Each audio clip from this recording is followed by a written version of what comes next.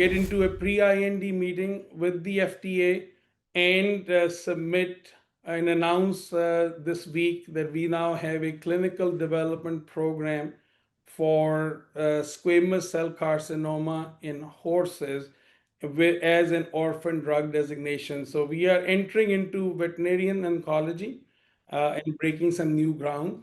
So the fundamentals of the company couldn't be more stronger, and we couldn't be more excited of our progress.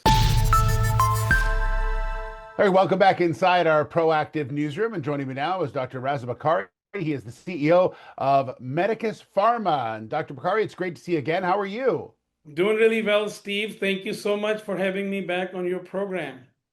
Yeah, really interesting news release out from the company talking about things on the veterinary side and more importantly horses and cancer in horses. And people may not think about it, but obviously this is something that affects horses. And now you've got a development plan that you've just submitted to deal with it. So let's take it back to the beginning and talk to us about this plan. Absolutely. We are very excited that we continue to advance forward our novel, non-invasive treatment regimen for non-melanoma skin diseases through use of these uniquely designed microneedle arrays that come out of Carnegie Mellon and University of Pittsburgh.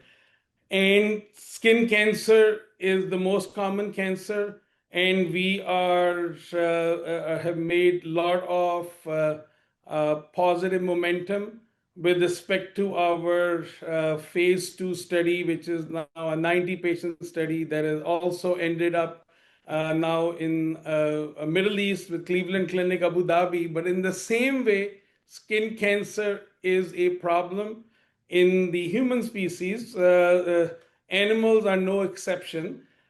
And while our progress was making advances in our human study, we also had received towards the end of last year an orphan drug designation from the veterinarian side of the FDA, which propelled us to get into a pre-IND meeting with the FDA and submit and announce this week that we now have a clinical development program for squamous cell carcinoma in horses as an orphan drug designation. So we are entering into veterinarian oncology and breaking some new ground. So the fundamentals of the company couldn't be more stronger, and we couldn't be more excited of our progress. And it specifically, it affects sort of aging horses, horses with a certain color on them, estimated between 6.5 to almost 7.5 million animals, in fact. And so the current treatment is just removal, right? The current treatment is also surgical intervention, and these external squamous cell carcinoma and in horses usually appears under the eyelids, so it is a sensitive area. The surgical intervention sometimes is rather difficult and other times not even feasible. So to explore a non-invasive treatment, breaking new ground, potentially creates what we believe a new market opportunity in the range of $250 million plus. So we're doing some good work, also breaking new ground. Yeah, and so now you just wait for the FDA to sort of respond to all of this and give you some guidance on the next steps. I think we have received minutes from the FDA. This clinical design is Yeah. based on the pre-IND meeting and the minutes that Okay. we had already received. So I think there is a clock begins. There is a 30-day process, and if we don't hear anything, we commence the study.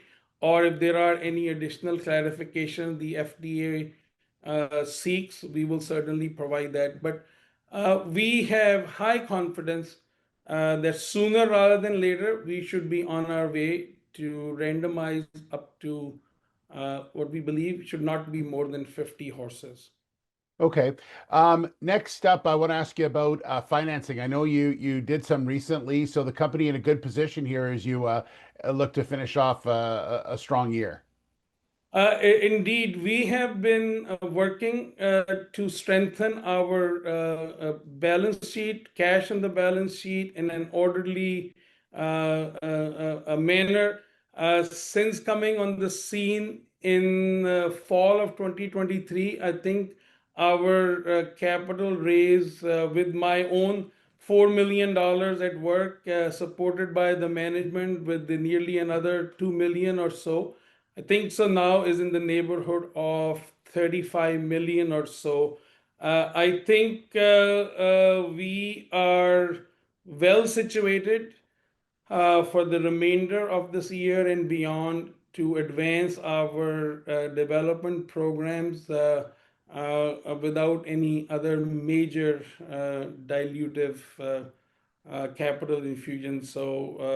But we are very grateful to the shareholders and our stakeholders that have been very supportive of our journey. All right, Dr. Bakari, very interesting. The next few months, we look forward to following that story, of course. Good to see you as well. Thanks very much. Thank you so much, Steve, for having me back on your program. All right, Dr. Raza Bakari, the CEO of Medicus Pharma.